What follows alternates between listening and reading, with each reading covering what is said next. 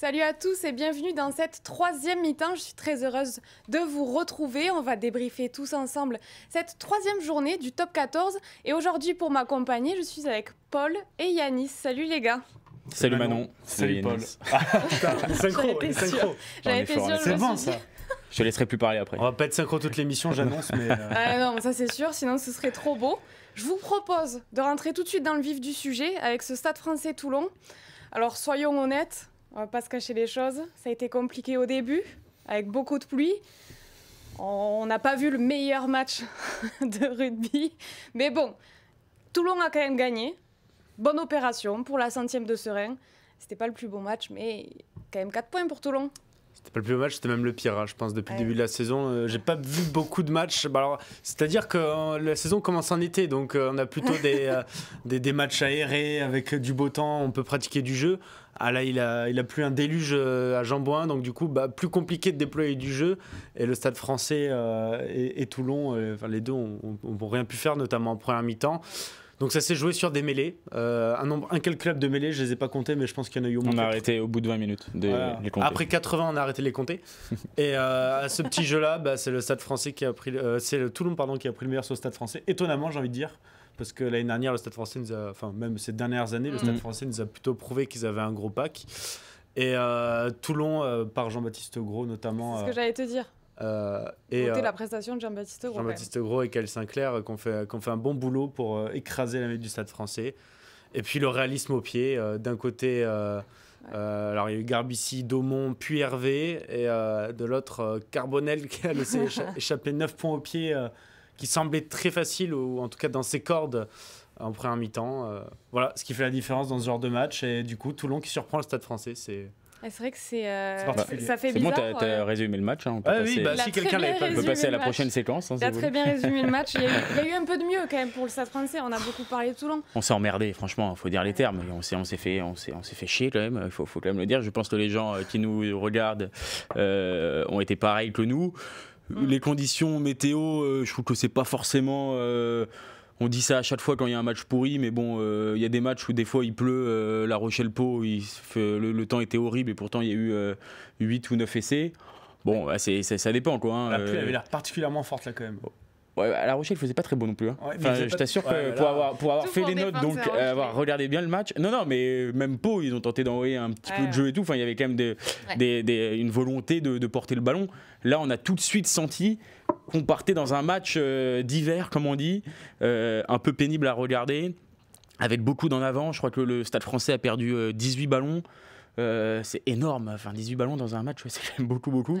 Donc comme tu le disais, c'est vrai que tu as bien fait de le dire, le Stade français a son propre jeu, j'ai envie de dire. Enfin en tout cas, j'ai l'impression que l'année dernière, ce match-là, il l'aurait jamais perdu.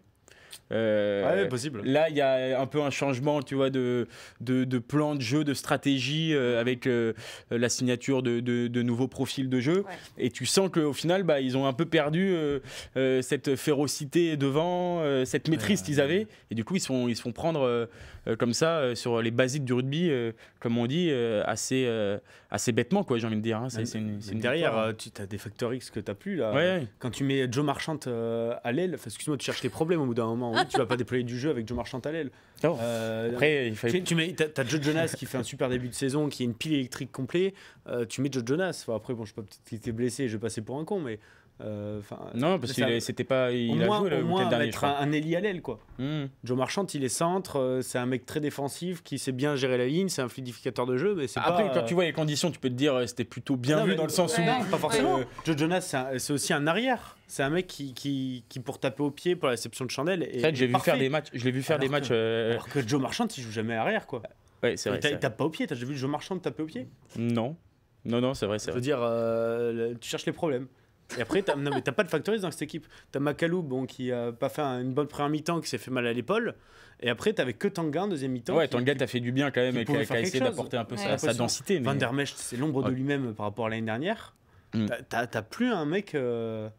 Pérez Blanc, qui malheureusement a été remplaçant et a pas fait une entrée folle. Non, ouais, c'est vrai. Après, je pense qu'il faut pas s'inquiéter non plus pour le Stade français. Oh, si. Ouais, c'est qu'un match, il pleut des cordes. On est à la troisième journée du top 14. Regarde le début de saison du Stade français. La semaine dernière. Premier match. Ils se font ouvrir à Bordeaux. Ouais. Et encore deuxième, Bordeaux. Ils ont du mal contre Vannes. on retient plus la grosse deuxième mi-temps de Vannes, et au final Vannes qui échoue à 3 points, mais bon, c'est quand même plus la perf de Vannes que la perf du Stade Français qu'on retient, et là, il chute à domicile. Dans un top 14 où chaque match, comme l'a dit Romain Briat, chaque week-end c'est hyper compliqué. Ils avaient quand même un calendrier plutôt favorable, j'ai envie de dire, sur ces 3 premières journées. 2 réceptions, dont le promu. Quand même, tu perds beaucoup de points en route. Gros aussi, en phase 2, faut le dire. L'UBB et Toulon, c'est 2 prétendants en phase finale. Mais... Oui, c'est 2 prétendants. mais tu eux perds, aussi sont censés l'être. Oui, plus que. C'est sûr qu'au-delà des défaites, il y a la manière. La manière, tu proposes rien dans ton jeu, quoi. Non, là, ils sont passés à côté. Enfin, franchement, dans le chat, on nous dit est-ce qu'il faut débriefer un match comme ça au-delà du score? J'ai envie de vous dire. On peut débriefer pour dire que c'était nul. Mais je veux dire qu'aussi, je suis d'accord avec Paul, le Stade Français l'année dernière gagne ce match, et là, c'est Toulon qui le gagne. Ça prouve que le Stade Français va mal, et ça prouve que. Et puis quand même Toulon mettre en avant leur performance. Ils avaient fait un gros match quand même à La Rochelle en défense. Ils avaient été très indisciplinés. On l'avait souligné sur ce plateau. Là, ça a été quand même mieux. Même si, au final, les points au pied laissés par Carbonel, peut-être ça aurait eu une incidence sur le scénario du match. Mais quand même, globalement, ils ont un peu tiré de leurs erreurs. Et je trouve qu'ils font un match parfait à l'extérieur. Pour le coup, ils se sont bien adaptés aux conditions de jeu. Comme le disait Charles Olivon à la fin du match, ils ont fait des choses simples. C'était pas très joli à voir, mais quand tu es à l'extérieur, tu rends cette copie, ça suffit. Qu'importe, ça fait une victoire 14-10, 4 points, ça leur permet de rester dans le top 6. Certes, c'est que la 3e journée, c'est pour ça que j'ai pas fait non plus de points sur le classement très précis, mais ils restent dans le top 6.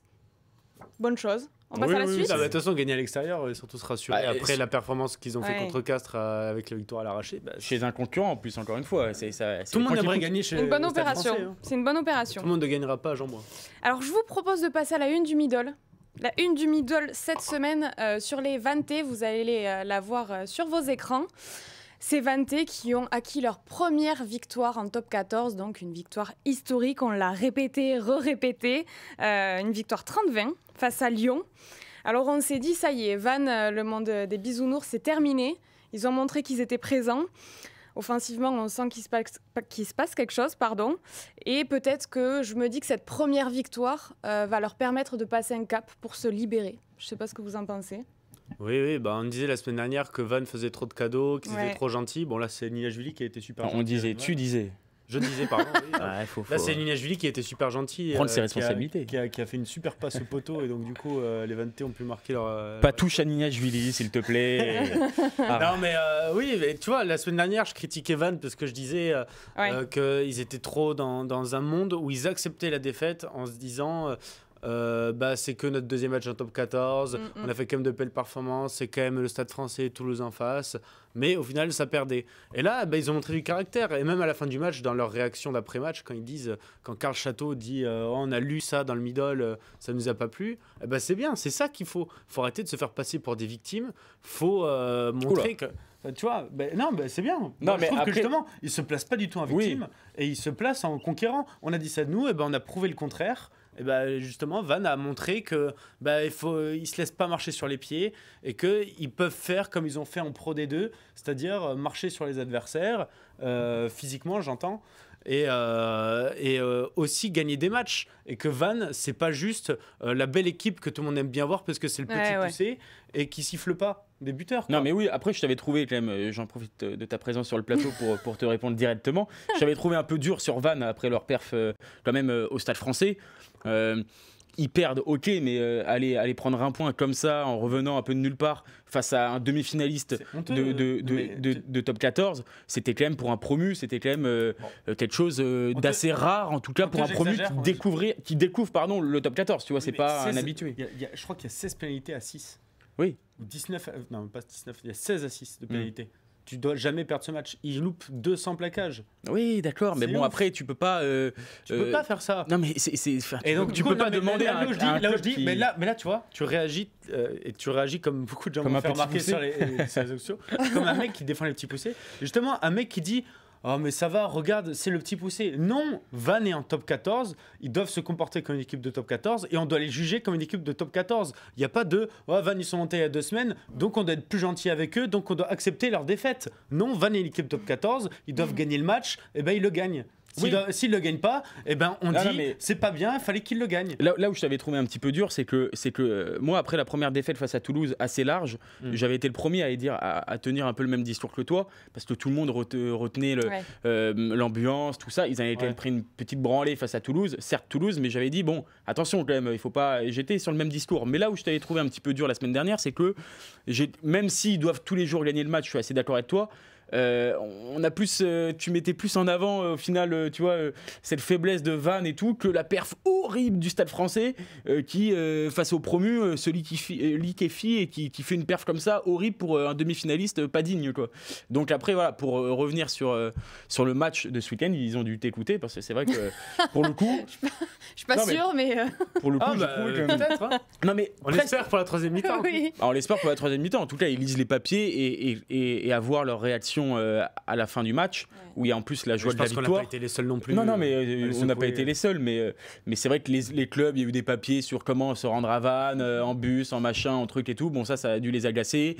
Et je pense qu'ils avaient envie d'envoyer un message en mode bon, les gars, si vous voulez venir faire du tourisme en Bretagne, choisissez. Ils l'ont bien fait comprendre à la fin du match. Choisissez la préparation et l'intersaison, quoi. C'est là où Jean-Jean Manot aussi, ce qu'elle disait en lancement, c'est un peu fondateur parce que voilà. Maintenant, il y a peut-être des équipes qui vont se dire bon, c'est pas sûr qu'on va gagner à Vannes. Mais ouais. On va peut-être. Puisque là, en fait, le problème de Vannes, c'est le contraire du problème de Toulouse. Enfin, c'est l'avantage de Toulouse. Toulouse, énormément d'équipes font tourner chez eux parce qu'ils se disent même avec notre équipe type, ça va être difficile de les battre. À Vannes, tout le monde dit on va mettre notre équipe type parce qu'on a une chance de les battre. S'ils commencent à accumuler des victoires, les équipes vont avoir de plus en plus peur et vont pas forcément mettre tout le temps leur équipe type et justement avoir cette confiance en allant à Vannes. Après, avec le recul. Je comprends leur stratégie de communiquer comme ça. Je suis pas sûr que ça soit la stratégie la plus maligne du monde. Des fois, vaut mieux avancer un peu masqué, tranquillement dans l'ombre. Tu viens de battre. Mais non, mais tu viens de battre le loup. C'est bien, tout le monde est content. C'est le discours qui te gêne ? Le discours, c'est un peu envoyer un message à tous les autres maintenant en disant venez, on vous attend. Mettez votre meilleure équipe. On va vous prendre, les gars. On va vous prendre. Si vous venez un petit peu la fleur au fusil, on va vous déboîter. Je trouve que, attention que les autres équipes ne prennent pas les mots au pied de la lettre, parce que ça peut... Voilà, il y a quand même un niveau qu'il faut assumer après quand tu dis ça, quoi. Donc toi, Rochelet, non, mais moi, avec Ronan j'aurais un petit peu conseillé de dire, bon, vous êtes contents les gars, c'est bien, vous prenez 4 points, continuez de faire quelques coups comme ça à domicile, d'enchaîner les après, victoires, ils ont le droit aussi d'être saoulés du discours des autres et de dire... Oui, mais c'est un message que tu peux avoir à l'intérieur de ton groupe, ça, tu vois. C'est un message que tu peux avoir entre vous. Justement, quand tu le dis au grand public, du coup, tu décuples cette confiance, puisque tu dis à tout le monde, j'ai tellement confiance en vous, que je le dis à tout le monde que ce sera pas simple de gagner chez nous. Oui, je suis d'accord. Après, il faut juste assumer, quoi. Il faut assumer. Après, ils sont en top 14. J'espère qu'ils veulent. Non, mais et puis c'est pas Pipo Loulou qui joue. Il y a Mako Vinipola, t'as Gorissen, t'as Salessi Rayassi qui a été énorme. T'as Duplaine qui a fait un super match. Il y a plein d'anciens joueurs de top 14. Enfin, franchement, si tu fais le bilan du début de saison de Vannes, c'est loin d'être dégueulasse. Pour un promu, ça pourrait être bien pire. Ça pourrait être bien pire. Ce qui leur manquait, du coup, c'est ce que je disais la semaine dernière, c'est des victoires. Ils ont eu la victoire. Et c'est pour ça que je vous dis, ça va leur permettre de passer un cap. En fait, ils vont passer un cap, je pense. Et qu'on le veuille ou non, dans la tête, il le faut. Oui. Tu vois, je pense que... On verra par la suite, mais... Puis enlevons-les de cette étiquette de petits poussés, là, c'est insupportable. Ça te saoule, toi. Ah, mais ils sont pas les petits poussés, c'est une équipe de top 14 comme tout le monde. Enlevez ça, et ça les dessert. Franchement, ça les dessert. Ouais, je pense. On passe à l'ovation de la rédac. Allez-y. Allez, de toute façon, vous n'avez pas le choix. Oh, d'accord. C'est parti.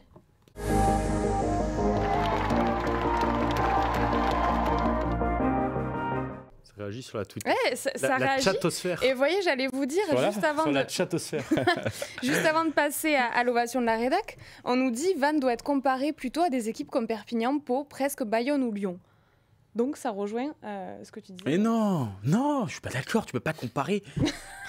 tu peux pas comparer Vannes à Perpignan ou même à Lyon. Enfin, sur quel coup, je suis pas d'accord. Je sais pas qui dit ça. Sur quel poste Vannes a un complexe d'infériorité à avoir sur Perpignan? Non mais alors attends, si le rugby s'expliquait avec juste les noms que tu touches sur une feuille de match, bon, ça serait beaucoup plus simple. D'accord. Il y a un vécu commun. Il y a un vécu.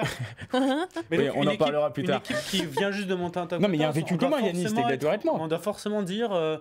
Cette équipe, si elle perd, c'est pas très grave, c'est que sa première année en top 14. Non, mais je suis d'accord. Bon, on fait pas le débat. Non, mais c'est juste que comparer, pour répondre à notre ami, juste comparer avec des équipes qui ça fait plusieurs saisons, tu vois, comme Lyon, qui a déjà fait des demi-finales, voire Perpignan les dernières, qui était tout près de se qualifier. Bon, des équipes comme ça, je trouve ça un peu fort de café, quoi, quand même de vite aller. Au pied de la lettre. Je pense que juste ce qu'il faut dire, c'est on doit pas. Moi, je suis complètement d'accord avec Yanis. Ça doit pas être le petit poussé. Vannes ne doit pas être le petit poussé, et il dit ça dans le sens où on doit peut-être les mettre dans le même sac que des équipes qui vont jouer le maintien potentiellement, bien que je suis pas du tout d'accord pour Lyon, ni Pau d'ailleurs, mais voilà, il faut pas le prendre au pied de la lettre. Oui, mais Perpis ont failli faire top 6, non, pour moi c'est pas ça. Okay. Juste pour finir en vraiment 2 phrases, je suis d'accord avec lui. T'as beaucoup parlé déjà. Il dit Bayonne par exemple. Bayonne, quand ils sont remontés, ils ont presque fait top 6 direct. C'était la bonne surprise. L'année de. Mais qu'est-ce qu'on disait sur Bayonne? Bayonne, magnifique, l'ambiance, c'était magnifique. C'était trop beau, c'était comme ça qu'on vendait Bayonne. Oui, mais en même temps, Bayonne, on a dit quoi? Bayonne, ils savent gagner les matchs à domicile. Bayonne, ils savent se faire respecter sur leur territoire. Au final, tu as plein d'équipes qui ont fait tourner à Bayonne, puisque c'était dur d'aller gagner à Jean Daugé. On pourrait y passer des heures. Oui, je pense. On passe à l'ovation de la rédac. Donc la première, parce qu'on en a 2. La Rochelle qui s'est imposée 49-25 face à Pau. Paul, oui. Je te lance tout de suite. Est-ce qu'on peut dire que c'est un peu... c'est nul cette blague. C'est une blague. Ouais, il est fatigué. Yanis a besoin de sommeil. Est-ce qu'on peut dire que c'est un peu nouveau style pour une nouvelle vie pour La Rochelle? C'est un beau titre, ça. Ouais. Non, je tiens à souligner, oui, je suis assez d'accord. Je tiens à souligner cette volonté depuis le début, la première journée. Qu'est-ce qu'il y a, Yanis? C'est toujours sur ta blague. C'est le spécialiste. Non, je trouve que La Rochelle, cette saison, a envie de davantage déplacer le ballon, mais surtout... plus que déplacer le ballon, a davantage envie de trouver et d'être dans les espaces et d'être dans les bons espaces. Souvent, je trouve que La Rochelle, ces dernières saisons, avait un jeu, on le connaît, très frontal, mais aller chercher systématiquement le défi physique. Là, tu vois maintenant des joueurs qui tentent vraiment d'aller chercher les portes ouvertes, d'aller franchir. Ils avaient commencé la saison dernière quand même. Non, franchement, tu vois, c'est compliqué quand même la saison dernière. Mais ils avaient essayé de commencer à jouer sur les extérieurs. Il y a eu 1 ou 2 matchs comme ça où, rappelle-toi, ils se trouvaient pas du tout. Oui, ils se trouvaient pas, mais là ils se trouvent. C'est-à-dire qu'il y a des progrès. Tu vois, il y a des joueurs qui, tu vois la performance de Jack Noël qui avance sur tous ses ballons, qui break. Il n'avait jamais fait ça depuis son arrivée. Leeds super en finisseur, mais même tu vois, Danty fait plutôt une bonne partie, à essayer de trouver, à faire jouer ses partenaires. Bergeron a bien animé. Bon, tu sens qu'il y a quand même cette volonté de moins être lisible dans le jeu, d'être plus imprévisible du coup, et ça marche parce qu'ils ont mis quand même 8 essais, comme je disais tout à l'heure, dans des conditions très difficiles, donc il faut quand même réussir à tenir le ballon sans faire d'en avant. Coucou à nos amis du Stade Français. Des vrais essais de 3 quarts. Et des vrais essais de 3 quarts, donc c'est plutôt bien, plutôt rassurant. Même la défaite à Toulouse, au final, ils avaient envoyé du jeu, ça avait fait un match plaisant. Là, face à Pau, ça a été vraiment très agréable à regarder, quoi. Ouais. Et c'est important de le dire quand on parle de La Rochelle, parce que souvent ces dernières saisons on parlait de La Rochelle, ils gagnent mais c'est nul, c'est moche à voir. Là c'est sympa depuis le début de la saison. J'ai oublié de parler de l'ouvreur aussi. Hugo Ross qui fait, moi je trouve, un super match, et notamment il fait des belles passes au pied. Alors je sais pas si c'est ironique. Ah non, c'est pas du tout ironique. Parce que Hugo Ross vient un peu un calvaire sur la première mi-temps. Il fait un 1 sur 7 au Perche dans des conditions très difficiles. Il est sorti. Oui, il fait une passe au pied parce qu'en fait, c'est vrai que j'étais un peu énervé, je vais tout dire, contre Ronan O'Gara à la mi-temps, parce que c'est vrai qu'il sort Ross à la mi-temps. Le mec, il a 20 ans, il fait une première mi-temps vraiment un peu cauchemardesque et tout, il fait même les mauvais choix et tout. Il sort à la mi-temps, je trouve ça un peu rude de sortir un mec de 20 ans, surtout que tu avais l'avantage au score. Ouais. Mais par contre, il le fait re-rentrer en deuxième période et il est décisif parce qu'il fait une belle passe au pied pour Leeds, le triplé. Et il est de Flandre, clame son nom, etc. Donc l'histoire est plutôt sympa au final. C'est vrai que c'était très énervé. Mais c'est vrai qu'il laisse son équipe à la portée entre guillemets de Pau, puisqu'il rate. Oui. Je sais pas, il doit rater. Ça fait combien 8 Il fait 1 sur 7. 1 sur 7. Donc il en rate 6, il a 12 points. Oui. Après, il faut voir les conditions très difficiles. Ouais, conditions difficiles. Puis il a le droit de rater un match à 20 ans. Ouais. Surtout que le but est quand même. Il a raté son match au niveau de tir au but. Oui, mais en première mi-temps, même dans les choix et tout, je te jure que pour avoir fait les notes, c'était quand même le Rochelet derrière qui était. Tu sentais. Il est combien ? Il a eu 4,5, je crois. Dans le chat, ils nous disent avoir pu faire une vraie prépa d'avant-saison avec l'effectif au complet fait la différence. Oui, ça c'est vrai. Ça peut-être aussi juste avoir un peu de repos. Par rapport à toutes ces saisons où ils ont enchaîné à la fois en Champions Cup, à la fois en Top 14, où ils sont allés vraiment au bout du bout, en finale, c'est-à-dire.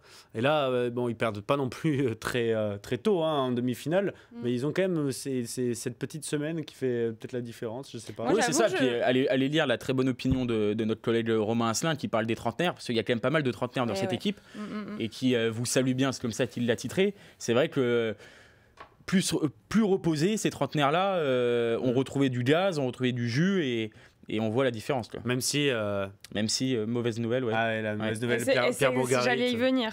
C'est un petit peu la tuile. Je te laisse le lancer. Merci, c'est gentil. Pierre Bourgarit, qui s'est blessé, qui est sorti blessé face à Pau. Je dis pas ça avec le sourire, patronne. Mais non, mais ça va, j'ai le droit d'avoir le sourire. Moi, mais c'est gravement blessé, le pauvre. Pour une fois que je suis de bonne humeur, quand même, laisse-moi avoir le sourire. oui, mais... oui, c'est que peu drôle. Bourgarit qui est sorti blessé face à Pau, opéré du tibia, normalement. Il me semble, juste après le match. Ouais. Je crois que c'est son ami ancien Rochelet, Rémi Piquette, qui le blesse sur le plaquage. Ouais. Sur une percée. C'est une grosse indisponibilité, là. En plus, plusieurs mois. On en parlait avec Paul juste avant. C'est terrible pour lui parce que. Mois, mais à mon avis, oui, c'est 4 à 6 mois. Ouais, mais c'est surtout là, c'est pas de chance. Surtout que c'est la deuxième. Il a vraiment pas de chance. Il avait ce problème à l'épaule, il a les chevilles. L'épaule surtout qu'il a tenu éloigné, il n'a pas fait la fin de saison. La fin de saison, et là il venait de revenir, quoi. Il venait de revenir, donc c'est vrai que c'est un peu. Et surtout puis, il est important. Il est très important. Et puis même s'il a quelques défauts, notamment en touche, où ça n'a pas été parfait encore, mais tu vois qu'avec le ballon, c'est un joueur incroyable quand même. Il n'a rien à envier aux autres talonneurs de l'équipe de France, même je trouve avec le ballon. Quand il est comme ça, franchement, je trouve qu'avec le ballon, alors il est plus en difficulté, tu vois, sur peut-être le lancer, sur ces phases de jeu-là, mais avec le ballon, il casse des plaquages, c'est incroyable. Il pourrait jouer numéro 8. Sans souci. Il fait des choses, je trouve, très fortes. Et c'est vrai que pour lui, c'est terrible de rechuter comme ça. C'est pas un truc musculaire, c'est pas un truc sur l'hygiène de vie. C'est vraiment pas de chance, quoi. C'est son genou, sa jambe en porte-à-faux et du coup, c'est fracture du tibia.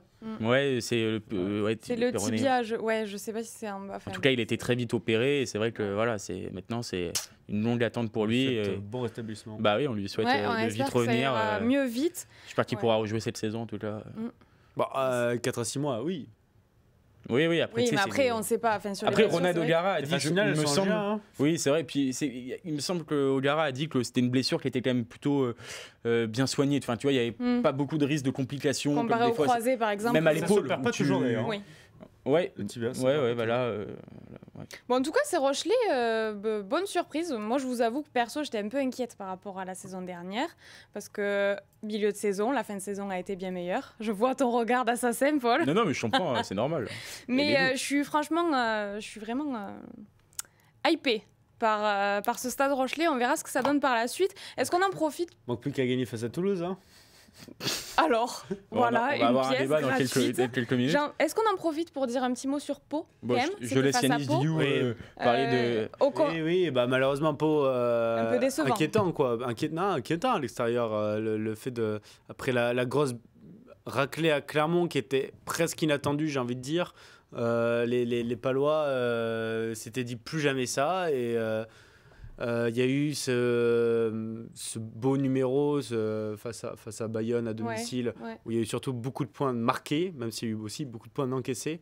Et là, il y a eu encore beaucoup de points encaissés. Je trouve que tu es un peu dur avec Pau. La défense de Pau, là, malheureusement, en 3 matchs, ça fait beaucoup. Là. La mêlée fermée, entre Pat Pizzé et 35 points de Ariel Williams. Ok, c'est moi qui suis trop gentil. Là, ton Williams, il a pas fait un très en grande difficulté en mêlée. En défense, c'est bête, puisque en début de match, ils arrivent à résister à chaque fois. à Clermont, ils mènent. À La Rochelle, ils reviennent à égalité à 5-5. Ils peuvent passer devant si Dobania met la transformation. Les débuts de match sont pas honteux. Ils ont tendance à s'effondrer, quoi, à mon avis. Dans le jeu, c'est pas déconnant, mais il y a un moment, ça craque, quoi. Ouais. Et puis, t'as l'impression qu'il lâche et c'est embêtant, quoi. À noter la belle entrée en jeu de Zeller, par contre, qui fait plutôt une... Zeller et l'adaptation de Grandidier, qui faisait son premier match depuis... Ouais, c'était le premier. Depuis son épopée à 7. Il n'a pas été très heureux globalement sur la partie. Après, encore une fois, conditions difficiles, ton équipe est dominée, t'as pas beaucoup de ballons. Bon, c'est sûr que voilà, c'est pas le match non plus incroyable pour t'illustrer, mais Zeller a fait une belle partie, il est entré en jeu et il a été et le meilleur côté palois. Il va falloir que les Palois serrent les boulons de toute façon. On verra ce que ça donne pour. C'est pas drôle. Non, mais oui, je sais. On est tellement habitués à ce qu'il fasse des blagues pour rien. C'est pas un jeu de mots. Hein, non, mais t'as le sens de la formule, c'est magnifique. Les boulons parce que là, on passe à la deuxième ovation, messieurs. Ça fuit. T'es insupportable. J'ai rien fait. Non, mais c'est interminable à chaque fois. On passe à la deuxième ovation. L'UBB. On voulait quand même en parler. Pour tout dire, à la base c'était la une du middle, mais finalement on a changé. Oh, tu dévoiles les coulisses là. Oui, ça va, j'aime bien. De toute façon, qu'est-ce que tu veux que ça leur. On va gagner un match contre Toulouse. Donc l'UBB renversante. L'année dernière, ils ont gagné. Bon, c'est bon, vous avez fini? Est-ce qu'on va parler rugby un peu? Oui, non, mais c'est le Rocher, il m'embête. 52-34 face au Racing samedi soir. Triplé de Bielbiarré, triplé de Penaud, si je ne me trompe pas. Oui. Penaud. Et c'est Jalibert. Une ligne de 3/4 qui a encore impressionné. Franchement, c'est... presque, j'ai envie de dire, moi, ça ne m'étonne pas. Moi, je les attendais sur ces 3/4, je les attendais. On a vu ce qu'ils ont fait la saison dernière. J'ai envie de dire, ouais, ils sont dans la continuité. Et... pas étonnant. Ce qu'il faut quand même dire, après, je te laisserai développer, mais c'est que oui, définitivement, la saison dernière est évacuée. Ça c'est une certitude. Ouais, alors la frustration, c'est non, mais la frustration, tout ça, là, c'est vrai que, comme tu dis, c'est la continuité, mais avant la finale du top 14. Quoi. C'est vraiment la continuité sur la saison entière. Mais voilà, ce match est définitivement oublié. Et c'est vrai que c'est assez impressionnant de voir comment ces joueurs se trouvent avec une facilité incroyable. Quoi. Ils pourraient jouer les yeux fermés, ça serait la même chose. Moi, je suis assez impressionné de l'intensité qu'ils ont mis dans leur jeu. Tous les choix sont bons. J'ai un souvenir laissé de la passe de Bielbiarré tout de suite, qui est en position de 10, un peu quand Ficou monte en pointe sur lui pour De Porter. Franchement, c'est parfait, quoi. Il y a eu beaucoup d'essais où c'était parfait et on en a pris plein les yeux. C'était magnifique. Franchement, ils sont impressionnants. Derrière, c'est vraiment très impressionnant. Et devant, tu sens loin d'être déconnant. Voilà, c'est sûr que c'est moins l'Union qui se faisait marcher dessus. Quand même, je trouve qu'il y a du progrès devant, avec un pack de plus en plus dominant. Et c'est souvent le plus important. Pour parler de Bordeaux, c'est le plus important, j'ai envie de dire. Parce qu'on connaît la force des 3/4. On a toujours ce petit doute sur les avants. Et c'est là où c'est de mieux en mieux. La saison dernière, quand même, ils ont montré les avants. Il ne fallait pas parler que des 3/4. Je me souviens d'un match où je crois que Lamotte avait été vraiment monstrueux. C'est le match de La Rochelle aussi. Mais c'est vrai, c'est le match référence des avants bordelais. Oui, c'est vrai. Oui, clairement, face à une équipe rochelaise qui était un peu qui était la bête noire. Oui, mais qui était pour le coup, ce match-là, ça a marqué aussi une cassure dans la saison rochelaise et un peu la prise de conscience vraiment que là, il y avait un truc qui allait pas à La Rochelle, quoi. Et après, derrière, il y a un peu une réaction, mais c'est vrai que oui, c'était la croisée des chemins un peu ce match, je me suis. On va pas trop rester sur l'UBB parce qu'on a préparé un petit débat, donc on va longuement en parler. Yanis a même pas pu dire une phrase sur. Je suis censuré. Sur l'UBB. Mais non, mais vas-y, je t'en prie. En 3 mots. Trois mots pour décrire le match que tu as vu. 3 mots. Époustouflant. Ouais. 3 mots. Lunaire et frustrant. Pourquoi frustrant? Puisque pour moi, c'est vraiment c'est 3/4 quoi ce match. C'est 75%. Oui, t'avais 20 dernières minutes, tu veux dire. Ça fait 3 matchs où l'UBB s'est fait peur. Comment dire, ils ont perdu le bonus face au Stade français en fin de match. Ils se font surprendre à Lyon à la dernière seconde. Ils perdent. Et là, l'UBB, ils mènent 7 essais à 2. On se dit c'est 3, c'est tranquille pour le bonus offensif. Ils se font rattraper. À la fin, le Racing, ils ont la dernière pénalité. Ils ont l'action pour aller enlever le bonus offensif. En fait, ils sont tellement forts, ils sont tellement géniaux que ça en devient frustrant. Ils doivent leur mettre. Je sais que c'est un petit défaut, hein, attention. J'ai conscience du niveau de l'UBB, j'ai conscience qu'ils ont fait un super match et tout. Mais pour moi, il faut mettre 60 points là. Faut mettre 60 à 3. Oui, devant la domination. Il y a du relâchement, il y a de. Et puis les joueurs le voient sur le terrain. Et les joueurs le disent aussi. Hein, ça se voit, il y a du relâchement. Ils viennent de marquer, ils sont dans l'euphorie. Ils prennent un essai juste derrière. Mais bon, ils sont tellement forts qu'ils peuvent en marquer un ou deux direct après. Tu vois. C'est vrai que c'est dommage parce que contre d'autres. Ils vont surprendre. Mais c'est pour ça que. J'attends Bordeaux, enfin c'est horrible ce que je vais dire hein, pour la beauté du rugby, je vais dire un truc horrible, mais j'attends Bordeaux gagner un match, tu vois, un vieux match dégueulasse. Le match contre Jean-Bouin là. 12-10, tu vois, avec justement, il n'y a rien, ça se trouve pas trop, mais ils vont le gagner, tu vois. Parce que c'est vrai que, après, je comprends, c'est compliqué, on a tous joué au rugby, c'est compliqué quand tu sens que tu domines autant la partie, que tu te trouves aussi facilement de ne pas avoir un petit moment de relâchement, tu vois, de plaquer avec autant d'intensité que s'il y avait match nul, enfin égalité. Tu vois, c'est normal, ça fait partie, c'est presque humain, quoi. Et là où je suis plutôt content pour eux, c'est qu'ils ont quand même réussi à prendre de ce premier match face à Paris. Et en fin de match, ils ne le perdent pas, le bonus. Ah, ils ne le perdent pas parce qu'il y a une volonté. Et au final, là, cette fois-ci, ils ne le lâchent pas, quoi. Et là, ça veut dire qu'ils ont quand même réussi à prendre des erreurs, quoi, quand même. Ouais. Même s'il y a une fin de match qui est quand même compliquée, ils ont appris. C'est bon, Yanis? Est-ce que tu as dit tout ce que tu voulais dire? Si tu me lances, je parlerai pendant 10 ans. Hein. Oui, je sais, c'est pour ça que... Parce que j'ai quand même envie d'aller au lit après.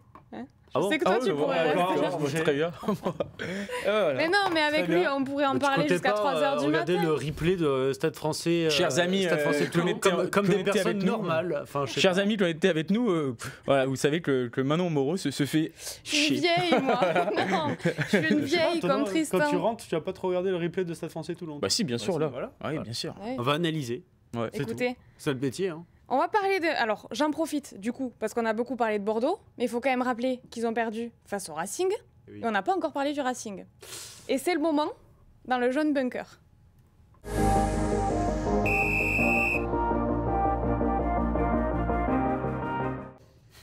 Alors, le Racing qui s'est incliné donc 34-52 face à l'UBB.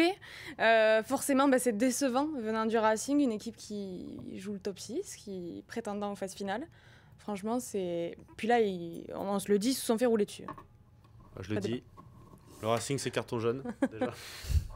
Il préparait sa blague depuis 2 minutes. J'ai envie de le faire depuis tout à l'heure. Ce serait sympa d'avoir des petits accessoires, faire le truc, bon bref. Ouais. On fera ça en mais... ouais. Et non, en vrai... Pas loin du carton rouge. Malheureusement, ils sont humiliés, quoi, au premier quart d'heure.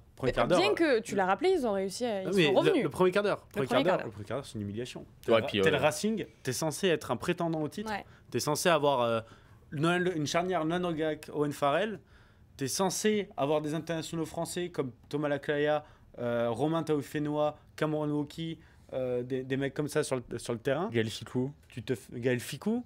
Tu te fais marcher dessus. Ouais. Et derrière, en plus, c'est même pas tant des erreurs individuelles, c'est même pas tant des plaquages ratés, parce qu'il n'y en a pas eu énormément, c'est même pas tant de l'indiscipline, parce que l'UBB n'a pas eu de pénalité dans les 12 premières minutes. C'est vraiment que collectivement, tu es dépassé par l'UBB qui est bien plus... Dépassé par le rythme, dépassé par tout. Bien plus en jambes, bien plus dans le jeu, bien plus fluide, bien plus tout ce que tu veux. Et en fait, le Racing ne marque que grâce à des moments de l'ego, du relâchement de l'UBB, et n'a rien pour lui. Non, c'est ça, il y a pas de... Tu sens pas de collectif, tu sens pas de lien, tu sens pas grand-chose dans cette équipe. Hein. Je suis peut-être un peu dur, mais moi, je ressens pas grand-chose, je vois pas grand-chose. C'est vrai qu'on a l'impression d'avoir une équipe du Racing. Tu regardes, si tu as loupé les premières minutes, tu arrives à la deuxième, tu te dis, t'as pas vu les compos, tu te dis, ils ont fait tourner à Bordeaux. Bon, voilà, ils font tourner pour la réception de La Rochelle. Non, mais tu peux te dire ça. Et après, quand tu vois la composition d'équipe, tu te dis, mais en fait, on n'est pas loin de l'équipe type quand même du Racing. Là. Ouais. Enfin, la charnière, tu parlais de la charnière, la paire de centre, il y a les ailiers, enfin tout le monde. Enfin, c'est quand même une énorme équipe du Racing quand même, globalement. Et t'as l'impression que il y a 2 niveaux d'écart, voire 3, voire 4. tu te dis, c'est pas possible, c'est pas une potentielle affiche d'une demi-finale de top 14, voire d'une finale. Hein. Ouais. Alors c'est vrai que je suis d'accord avec toi, ils restent en vie, et ils ont quelques réactions, voilà, parce que Bordeaux relâche un peu son emprise, mais collectivement, c'est très inquiétant. Ouais. Je trouve que individuellement, il y a quelques joueurs qui sont très inquiétants. On peut en parler si vous voulez, mais collectivement, je trouve quand même qu'il n'y a pas grand-chose. Quoi. Dans le chat, ils disent que Le Garac était le seul qui tenait la route, finalement. Oui, encore, il a un pack qui n'avance pas. C'est horrible pour lui. Mais même Farrell. Malheureusement, c'est ça le vrai problème. Tu es censé avoir 2 décideurs de jeu en plus, avec Farrell plus le fils Lancaster qui est censé être un 10 qui évolue au centre. Là, il a évolué à l'arrière. Bon, je sais pas trop ce qu'il fait avec lui. Qui a été en très grosse difficulté, franchement, hier soir. On en attend plus d'une équipe du Racing, surtout quand tu vois qu'il s'offre Owen Farrell. Depuis le début de la saison, malheureusement, il y a une adaptation qui est très très lente. Après, Owen Farrell, ça fait quelques mois qu'il est quand même. Oui. Je pense que. D'accord. Faut plus qu'il aille à Bordeaux. Hein, parce que là, là, mais t'as quand même des gros noms. C'est vrai qu'à chaque fois, il prend des branlées à Bordeaux. À chaque fois, là, il faut plus qu'il joue l'UBB qu'il aille à Bordeaux. Je pense que voilà, si. T'as quand même des gros noms au Racing et forcément, t'en attends plus, tu vois. Enfin. Non mais oui, mais c'est ce qu'on dit, bien sûr, mais juste. Je sais même pas ce qui manque en fait. Je sais même pas comment ils peuvent faire plus. Si, ils font. Enfin. Bordeaux en début de match, avant qu'il y ait l'orgie d'essai et tout, ça provient d'abord ils dominent toutes les collisions, comme ils l'ont rappelé à la fin du match. Il y a quand même une domination comme ça où tu sens que l'UBB est vraiment très très forte. Après, ça permet aux 3/4 d'être mis sur orbite, mais c'est pas juste, tu vois, genre, je pense que la ligne de 3/4 de l'UBB, elle serait au Racing derrière le pad du Racing. Je suis pas sûr qu'il se trouverait comme ça. Hein. Il faut quand même aussi rendre hommage un peu au gros de Bordeaux, qu'on fait quand même le travail avant et pour mettre dans de bonnes conditions les 3/4 de l'UBB, qu'on certes cette capacité à très vite se montrer décisif, mais quand même au Racing, c'est toujours les mêmes mots, c'est toujours les mêmes problèmes, c'est toujours dominé. Tu vois jamais l'équipe du Racing taper l'adversaire, te dire ah ouais, physiquement ils leur ont fait mal. Non, jamais on dit ça. Il faut des recrutements en ce sens-là. Bah, c'est vrai que Taofi Fenois, Lacléa, tout ça, c'est vrai que ça devrait permettre à ce Racing de prendre en densité. Mais tu as l'impression de voir souvent. Je ne suis pas surpris par le match du Racing. Souvent, ces dernières saisons, le Racing a été pris comme ça, dans les grandes largeurs, à l'extérieur, sur un match, voire à domicile des fois. C'est pas hyper surprenant. Alors, ils sont capables de coups de génie, de folie un peu offensive, mais collectivement, c'est un peu faible, quoi. Ouais, c'est un peu dommage. Écoutez, messieurs, on va passer au 15 de la semaine. Il n'y aura malheureusement pas de Racing Men, mais on va quand même le regarder. Il y aura des Bordelais, je pense. Ouais. Il y a 2 Bordelais. Est-ce que vous l'avez regardé un petit peu le 15 de la semaine ? Il a un petit peu changé avec le dernier match de ce soir. Qui on a viré? C'est ça la question. Je suis en train de, oui, parce qu'avec le match de ce soir, je suis en train d'imaginer la prestation de tous les 10 de la journée. Je pense que je libérais. Alors, on rappelle, on va vous afficher le 15 de la semaine. On rappelle quand même que... Alors, j'ai mis les Clermontois en force, parce qu'il y a quand même 3 Clermontois. On n'en a pas parlé, mais Clermont qui a gagné face à Bayonne quand même. Il a fallu faire un show aux ailes. Il y a 3 joueurs qui ont fait des triplés. Et oui. Ouais. Donc c'est vrai que c'est compliqué. Ils n'ont pas tous été récompensés. On peut pas. Par exemple, je pense à Thomas Ramos. C'est un peu dur pour Pono. Pour Toulouse. Ouais, il y a Pono. Eh oui, mais Leeds et Bielbiarré. Oui, mais c'est vrai que oui. C'est compliqué. Mais si on regarde un petit peu, 3 Clermontois, messieurs. Oui. Clermont qui s'est imposé face à Bayonne, qui a pris un bonus offensif, le 5e consécutif à domicile. Donc. C'est pas mal. Tout va bien à domicile. Franchement, tout va bien à domicile, contrairement à certains. Yanis, t'as pas mis les lentilles. Si, mais je regarde de loin. Mais mais en fait, c'est 3 gros quoi qu'ils ont. Ouais, c'est 3 avant, dont Thomas Seit. Oui, ancien face Bayonnais. À son ancien club. Qui jouait, oui. C'est un peu à l'image de leur match quand même. Ils ont pris le dessus. Ils ont pris le dessus devant avec une grosse prestation des avants. Donc c'est assez logiquement que les gros sont récompensés Clermontois. C'est vrai que on sent cette équipe qui fait pas beaucoup de bruit par rapport à d'autres, qui se construit, qui est fort à domicile. On sait souvent que les grandes saisons, ça part et ça passe déjà par être très costaud à domicile avant de bien être porté. Et pour l'instant, c'est plutôt intéressant pour cette équipe de Clermont. Moi, je trouve ça plutôt... j'ai hâte de voir la suite. Il s'appuie quand même sur des joueurs d'expérience, des joueurs qui connaissent très bien le club, comme pour le coup, il y a un beau portrait de Moala dans le journal, qui du coup a prolongé et qui est quand même très important. Il en passe de prolonger, je crois.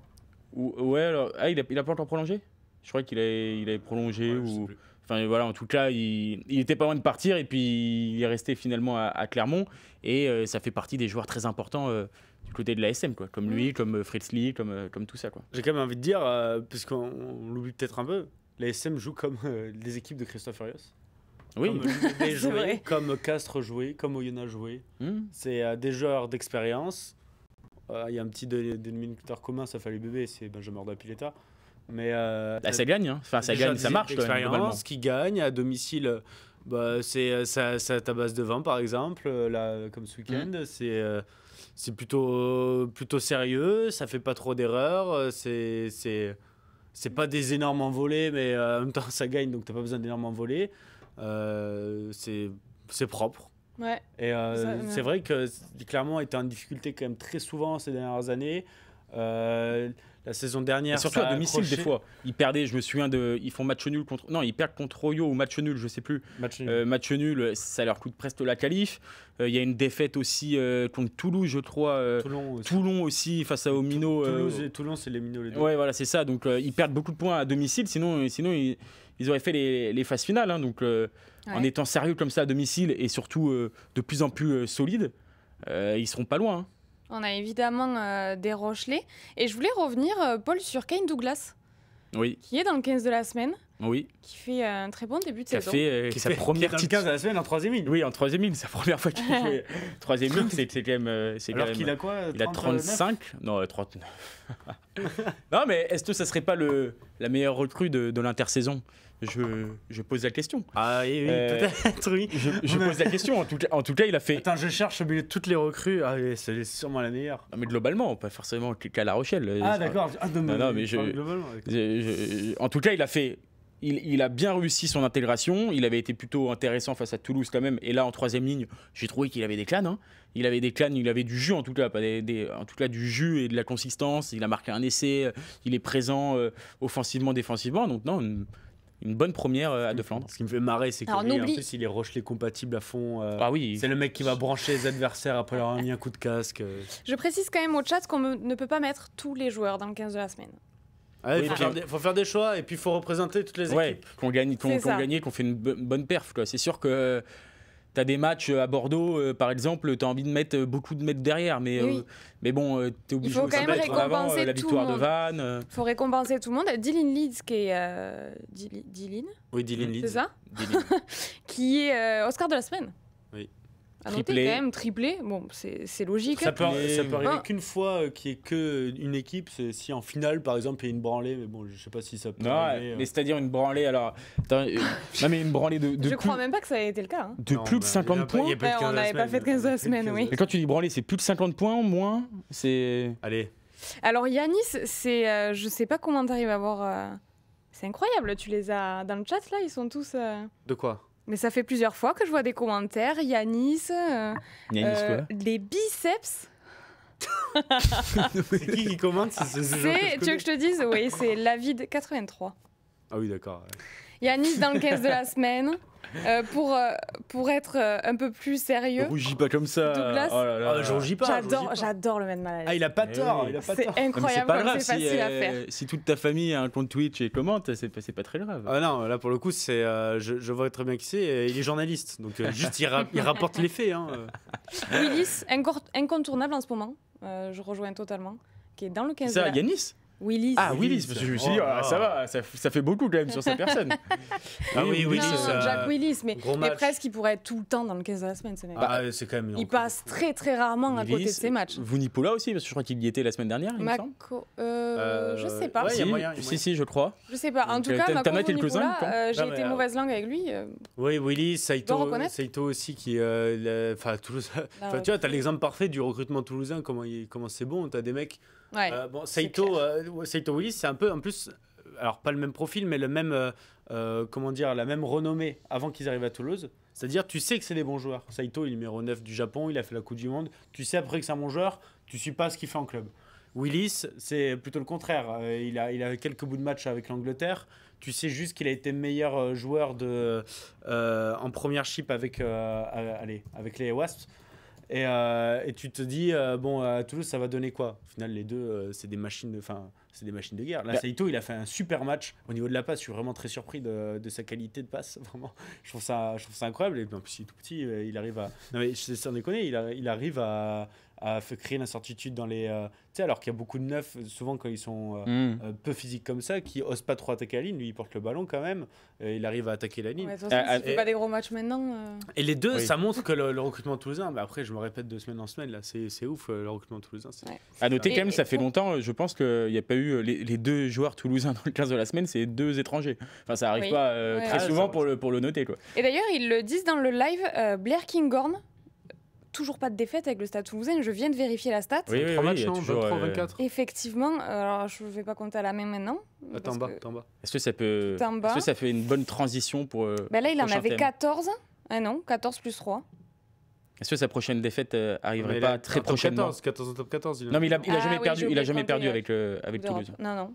Il a jamais perdu. Non, je viens de vérifier. Non, mais je sais, mais je crois qu'il y avait un truc genre 23. Je sais pas pourquoi. Oui, faudrait recompter, mais. Je sais plus. Est-ce que sa prochaine défaite arriverait pas très prochainement avec le maillot toulousain? On va y passer. Juste avant ça, je pensais que c'était la transition. Et non. Juste avant ça, on va parler du MVP.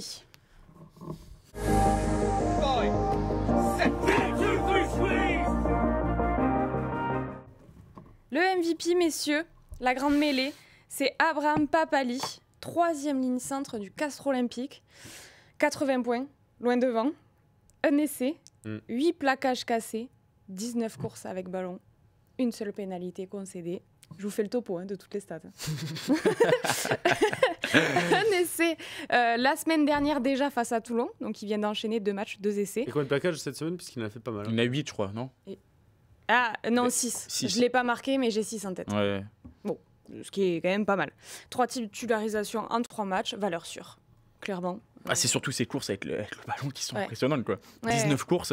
Ah oui, ça nous rappelle les belles heures de Zach Mercer, là. Oui, c'est vrai. Tous les ballons, un joueur très LGM, pour le coup. Le style est différent, mais... Joueur très LGM. Oui, c'est sûr que... Ah, là, c'est le bon coup, LGM. Oui. D'ailleurs, n'oubliez pas, live LGM, samedi matin, 11h. Je crois que c'est Tristan qui va le refaire. Encore? Mais oui, mais il faut composer. Il faut faire sa compo, parce que si on m'attend...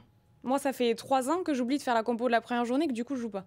Donc, il faut faire le live, la grande mêlée. D'accord. Donc, tu fais pas ta compo de la première journée, c'est terminé après. Mais oui, parce qu'après, je prends trop de retard. Après, il y a Vincent Franco qui arrive comme ça, c'est pas la peine de jouer. Et moi, je crois qu'il joue pas cette année. Si j'en rate une. S'il joue, mais il se fait une autre. S'il joue, mais ouais. C'est pas mine. Mais il a oublié. Bon. Castres Olympique. Non, mais en plus, Papali, sur ce match, fait partie des mecs qui ont sonné la révolte chez les Castrés et qui vont quand même chercher un point de bonus offensif qui est assez miraculeux. Ils sont menés à la mi-temps, ils sont menés à la 60e. Et jusqu'à l'essai de Pali, s'ils arrivent à repasser devant, à marquer coup sur coup et à faire craquer les Perpignanais qui n'avaient pas fait un mauvais match. Mais bon, c'est laborieux quand même. Mais à chaque fois, ils s'en sortent, c'est fou. Parce qu'au final, ils font un super début de saison. Quand tu regardes, ils gagnent comptablement. Ils gagnent contre le Racing. Ils vont chercher un point à Toulon. Et encore, ils peuvent se mordre les doigts. Ils doivent gagner. Et là, ils prennent 5 points contre Perpignan. Donc, alors que Perpignan, au contraire, se retrouve tout en bas. Ouais, moi, je suis déçu, je suis déçu du début de saison, forcément, de l'USAP, qui semble ne pas progresser. Tu vois, d'année en année, je dis pas que ça va être une saison galère. Je pense qu'ils vont réussir à passer le truc. Non, je pense qu'ils vont. C'est dur parce que c'est que 3. Laissez-moi finir. Oui, on te laisse finir. Je pense qu'ils vont réussir à relever la tête, etc. Je suis pas très alarmiste pour l'USAP, mais je trouve quand même que ils ont du mal à monter en grade et à s'affirmer comme vraiment un concurrent très sérieux pour plus, en tout cas pour le top 6, pourquoi pas. Ils étaient pas loin l'année dernière. Et avec un début de saison comme ça, il se complique vraiment fortement la tâche. Et c'est certains matchs comme ça où quand tu mènes à la 60e, tu dois un peu peut-être fermer le jeu ou en tout cas réussir à t'imposer à l'extérieur. Et dans ce début de saison, je trouve que voilà, ils n'ont pas trop appris des saisons précédentes qui sont un peu, c'est un peu limité, quoi. 3 défaites accrochées. Oui, mais c'est pour ça que je dis que je suis pas alarmiste. Faussement à domicile, puisqu'il joue à Béziers contre. Accroché face à Montpellier, ouais. Bayonne, ils doivent gagner tous les jours.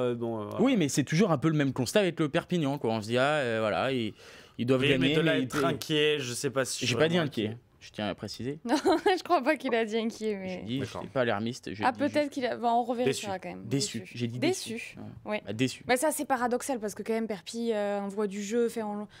Ouais, mais ils ont pas mal de pété, ils ont Oviedo qui est avec l'Argentine. Non, mais déçu parce que je me suis dit cette année, allez, Perpi. Tu t'attendais à un début de saison. Début de saison, voilà, il y a ce déplacement à Castres, il y a ce match face à Montpellier où justement tu joues une équipe de Montpellier qui est vraiment pas sûre d'elle et tout, donc il y a un coup à faire. Après, il y a ce déplacement à Castres.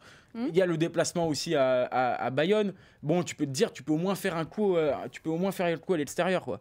Et au final, ils n'y arrivent pas et du coup, ils se mettent un peu plus la pression pour les rencontres à domicile. Ouais, ce qui est un peu dommage. Mais bon, on verra ce que ça donne pour la suite parce que la saison est encore très longue. Donc on a le temps de voir des belles victoires de Perpignan, on l'espère. On va passer au débat pour terminer cette émission. Ça vous dit ? Alors, on s'est dit qu'on allait se projeter un petit peu sur le Toulouse UBB de la semaine prochaine. Ce sera à 21h le dimanche soir. Ça commence à sourire à côté. On s'est demandé, voilà, après la démonstration de l'UBB, on s'est dit, est-ce que l'UBB est-elle la seule équipe à pouvoir battre Toulouse à domicile cette saison ? Messieurs, à qui l'honneur ? Yanis. Alors, Yanis ? Est-ce qu'on peut même élargir le débat Je vous lance un sondage dans le chat. À Toulouse à 100%. Non, alors là, Paul est parti très loin. La seule équipe de Toulouse à 100%. Pour moi, pour toi, c'est Bordeaux. Pour moi, s'il y a une équipe qui doit taper Toulouse, ça doit être Bordeaux. On a vu l'année dernière, on parlait du Stade Français et de La Rochelle. Il se trouve que le Stade Français, on voit cette saison que pour l'instant, c'est vraiment pas ça. Il y a des largesses défensives. Et face à Toulouse, ça se fera écraser. Puisque faut dire aussi que Toulouse là, est quand même sur un rythme assez impressionnant, même avec des remplaçants, même sans Dupont, ils sont sur 3 victoires de suite en ayant des séquences de jeu super. Bon, là, comme Montpellier, c'était un peu moins bien, on va dire, puisque aussi le match était moins bien, mais ils ont réussi à s'en sortir quand même. Je pense que l'UBB, avec ses qualités pures de jeu, de talent, d'individualité, peut aller battre le Stade Toulousain, malgré ce qui s'est passé l'année dernière. Je pense même que ça peut être le cas dès la semaine prochaine, lors de Toulouse UBB. Bordeaux n'a jamais gagné à Toulouse depuis sa remontée en 2006, mais je pense que s'il y a bien une équipe qui peut battre ce Toulouse-là, c'est l'UBB. Je vois pas La Rochelle le faire.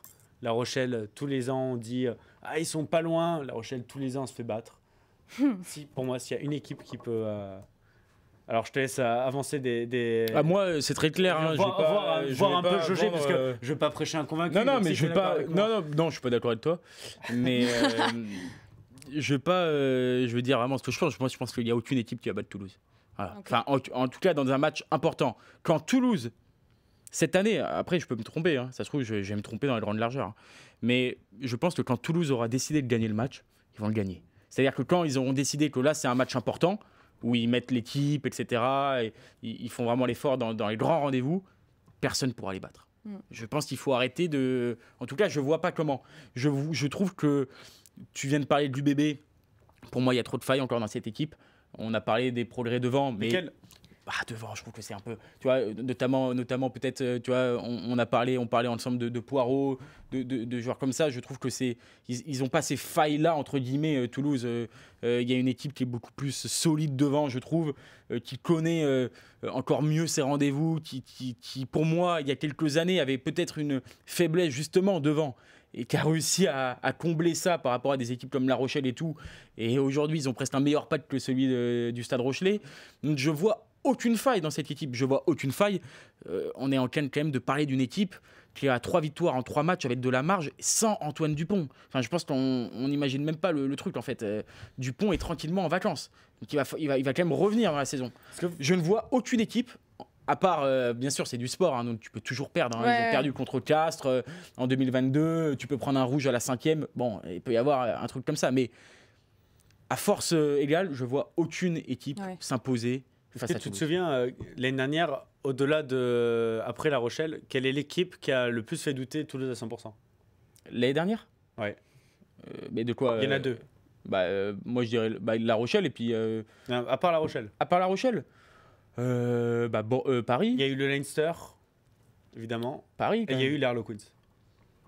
L'Harlequins, avec un jeu plus fou que jamais, avec des lancements de jeu dans tous les sens, un score fleuve des deux côtés, qui a réussi à faire douter Toulouse. Et à un moment, on s'est dit, mais ils peuvent les battre, en fait. Après, est-ce que l'UBB... J'ai pas cru non plus longtemps. Je me suis dit quelques minutes, mais... Ouais, non plus. À un moment, c'était limite. Bref, tout ça pour dire. Non, Bordeaux, avec son style de jeu, un style de jeu qui, je pense, peut battre Toulouse. Après, Toulouse s'est renforcé devant avec la saga La Rochelle, la saga Leinster. Toulouse a fait vraiment un focus sur son pack en mode faut qu'on soit plus résistant que jamais pour résister à ces équipes-là et pour les contrer. Face à Bordeaux, si elle commence à avoir un jeu avec des essais dans tous les sens, avec des...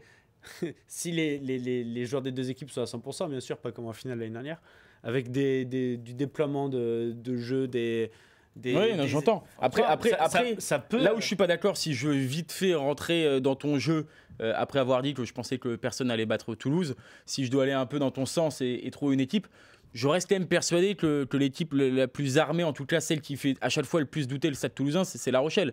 Oui, mais qui perd à chaque fois. Oui, mais mais attends.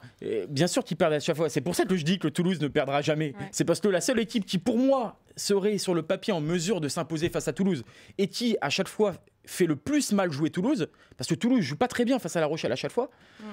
Bizarrement, c'est quand même étrange. Cette équipe-là se saborde toujours face à Toulouse et, comme tu l'as dit, perd toujours face à Toulouse. Donc, à part ce scénario-là, c'est pour ça que je reste convaincu que je ne vois pas d'autres formations s'imposer. Il y a une différence. La Rochelle, tu l'as dit tout à l'heure, les trentenaires vous saluent.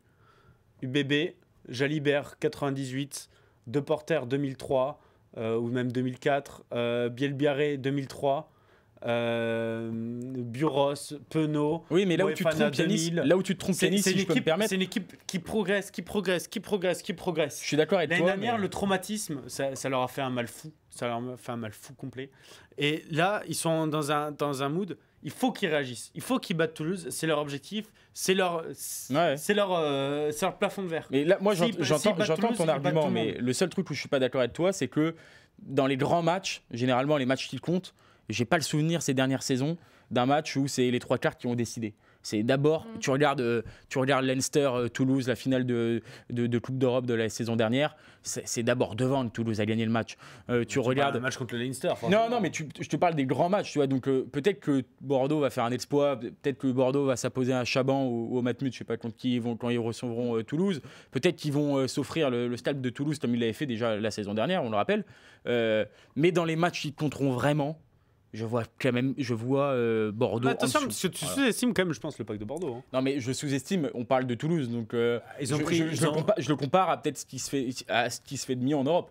Enfin, je le compare pas au pack Bordeaux a pris Grey, qui n'est pas n'importe qui. De Montauban. Il y a Tatafou. Oh. J'avais pas pris de pièce moi ce soir. Tatafou, Gazzotti, Mathieu, Van Taillefer. Ça t'en fait du monde en troisième. Bien sûr. Non, mais heureusement. On parle de Bordeaux, on parle pas de. Oui, mais non. Donc. Non, mais après, tu vois... Benjamin dans le futur, t'es amené à prendre... t'as Falatea cette année qui n'était pas l'année dernière. Dans le futur, t'es amené à prendre Tatafou, Lotte Vita. Oui, mais parce que Bordeaux est un club intelligent qui a compris que, on va dire, sa faille provenait plutôt de devant. Et du coup, fait aussi des choix sur le marché des transferts pour répondre à ces problématiques-là. Et notamment peut-être l'arrivée probable de Tatafou et une super décision pour justement progresser. Je dis pas que Toulouse va mettre à chaque fois le même score à Bordeaux.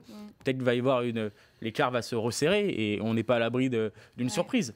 Mais je vois quand même Toulouse avec une grande marge. Et je vois surtout Toulouse avec beaucoup plus de maîtrise. Et ça va dans le sens du dernier match qu'on a vu face au Racing, où, tu l'as dit Yanis, ils sont quand même remontés. Oui, Bordeaux, et en fait, non, mais le contexte est complètement différent. Là, tu me parles d'un match championnat, la 3e journée, où il y a 7 essais à 2.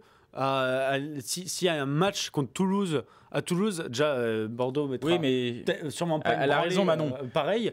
Et en plus, non, mais tu te rends compte à quel point ils étaient intouchables hier, les 3 quarts bordelais. te rends compte à quel point ouais. les Racingman, sans même mal défendre individuellement, prenez-le. C'est juste injouable. Je te le souhaite. Ils sont juste injouables. Non, mais je suis d'accord. Après, c'est juste que, par exemple, ce scénario-là, il serait difficilement arrivé au Stade Toulousain. Moi, pour l'instant, je suis pas convaincue. Je vais te dire pourquoi. Je suis pas convaincue parce que la saison dernière, ils m'ont fait rêver, les 3 quarts bordelais. Et on est arrivé en finale, il s'est passé un truc improbable. Franchement. Et du coup, je suis pas convaincue parce que je me dis...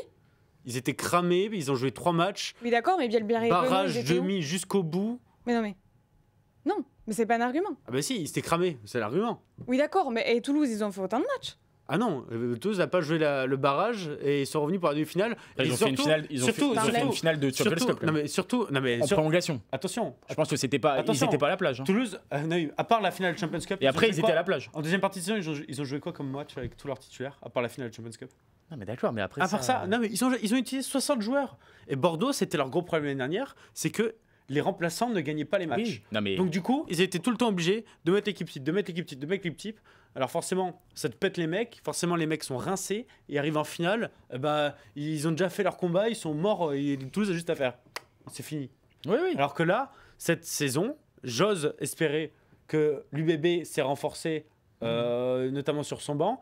Donc, ils se sont renforcés, ça c'est une certitude. Va pouvoir lâcher du zèle pour les titulaires, va pouvoir gagner des matchs et s'assurer une qualification en phase finale avec des matchs gagnés par les remplaçants, et arriver en phase finale en étant plus frais, en ayant peut-être le barrage en moins, et en étant dans un mood où ils se diront ça y est, Toulouse, on est là en finale, et on est prêt pour se battre. Alors que l'année dernière, ils ne pouvaient pas se battre. En tout cas, on verra déjà, ça sera un premier élément de réponse le week-end prochain. Exactement, et j'allais dire, ce qui est sûr, c'est que ce match il va peut-être être plus important pour Bordeaux que pour Toulouse finalement, parce que je pense vraiment, tu vois, tu l'as dit, ils ont envie de faire oublier la finale de l'année dernière, mais là aussi, un peu à la manière de Vannes, ce que je disais tout à l'heure, là aussi il faut passer un cap, et s'ils gagnent ce match, pour moi, les choses seront bien différentes sur la fin de saison. Et en plus, tout n'est pas psychologique. Ce qui est assez intéressant quand même, et là où je suis content, c'est que le match se joue à Toulouse. C'est ça où je trouve intéressant, parce que c'est vrai que le côté, je suis pas loin d'être d'accord avec c'est plus important pour Bordeaux par rapport à la saison dernière et tout. Et si ça avait été à Chaban par exemple, avec peut-être que Toulouse aurait fait un peu tourner. La victoire bordelaise, moi je la voyais venir assez facilement. Là c'est quand même à Toulouse, qui est invaincu à domicile depuis je sais pas combien de temps. Ils vont pas leur donner la victoire, ça c'est sûr. Ils vont mettre une grosse équipe, ça c'est sûr.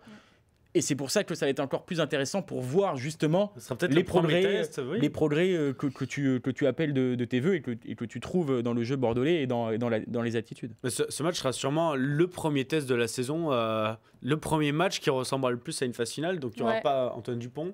Mais tu oublies quand même le La Rochelle-Toulouse qui était d'un niveau d'intensité assez incroyable. Il y aura sûrement pas Antoine. Oui, c'est vrai. Il n'y aura pas Antoine Dupont, mais il y aura quand même... J'imagine tous les titulaires toulousains. J'ai du mal à imaginer Yannick Bru faire tourner sur ce match. Ou alors il les met juste sur le banc. Mais bon, pour moi, ce serait un petit aveu de faiblesse puisque ce serait en mode. Pour moi, il faut mettre l'équipe type là du coup. Pour moi, si Bordeaux met pas l'équipe type, c'est un aveu de faiblesse puisque ça veut dire. Là, je le rejoins complètement. J'ai trop peur avec mes titulaires de perdre contre Toulouse et que du coup, ça casse la dynamique, ça casse le moral et que Bordeaux s'en relève pas. Alors que si tu t'es titulaire. Bon, déjà, tu leur donnes de la confiance, tu leur donnes aussi une responsabilité et ils auront la rage d'aller gagner à Toulouse. Ils voudront aller gagner à Toulouse. Et même s'ils perdent, ça dépend du contenu. S'ils prennent 59-3, évidemment, c'est catastrophique pour Bordeaux. Bordeaux s'en relèvera peut-être pas, ce sera un énorme coup au moral. Et là, mon avis changera peut-être et je te dirai, Bordeaux peut pas battre Toulouse. S'ils perdent genre 23-22 en ayant battu tout le match et Toulouse aura été chercher au plus profond de soi-même la victoire à la dernière seconde, je te dirais Bordeaux est sorti grandi de ce match et peut nourrir des espoirs pour la suite. Mais écoutez, on en parlera dimanche prochain, Yanis. Et je sais pas où je serai. Mais normalement là, mais enfin bon. J'espère que tu seras toujours parmi nous. Je crois pas. Non. Parce que... Non mais. On en parlera quand même. Je pense à le match d'ailleurs. Tu pourras nous laisser un petit mot, voilà, en fonction de la défaite ou de la victoire, pour t'expliquer de tes propos ici même, tu pourras nous laisser un petit mot. Promis, je ferai passer le message. Mais bon, là, il faut que je dise à Yannick Brûlé de ne pas en prendre 60, parce que sinon je passe pour un peintre. Compliqué. En tout cas, merci messieurs d'avoir merci à toi Manon. Été avec nous. Merci à vous également. Bravo pour ce débat. Bravo. Fou. On est en présidentiel, tu sais. C'est clair. Quoi, temps de parole là? Je vous souhaite une très belle soirée. N'hésitez pas à réagir en commentaire sur nos réseaux sociaux, à nous proposer des sujets, des choses que vous avez envie de traiter. On se retrouve également la semaine prochaine à la même heure. Vous connaissez le rendez-vous. Merci à tous. Oui, Kick-Off. Il se place. Il se place parce qu'il revient dans Kick-Off Rugby la semaine prochaine. Je mets en avant une émission que tu présentes jeudi prochain. Très gentil. Qu'est-ce qu'il va dire à Kick-Off? En l'occurrence, on parle du Stade Rochelet? Non, on parlera du match du week-end, sans doute Bordeaux. Toulouse-Bordeaux. Ah, je pense. On verra. Manon Moreau, la présentation? Manon Moreau, la présentation avec Paul et Maxime Gutiérrez. Est-ce que c'est pas un peu un kick-off avant l'heure là? Je suis un peu l'intrus du truc. Là. Ouais, un peu. C'est vrai. Peu. Mais je démords pas. C'est vrai parce qu'il y a Aurèle en régie. C'est vrai, c'est vrai qui d'habitude n'est pas là. Bon, en tout cas, merci à tous pour cette émission et on se retrouve très vite. Bonne soirée. Ciao.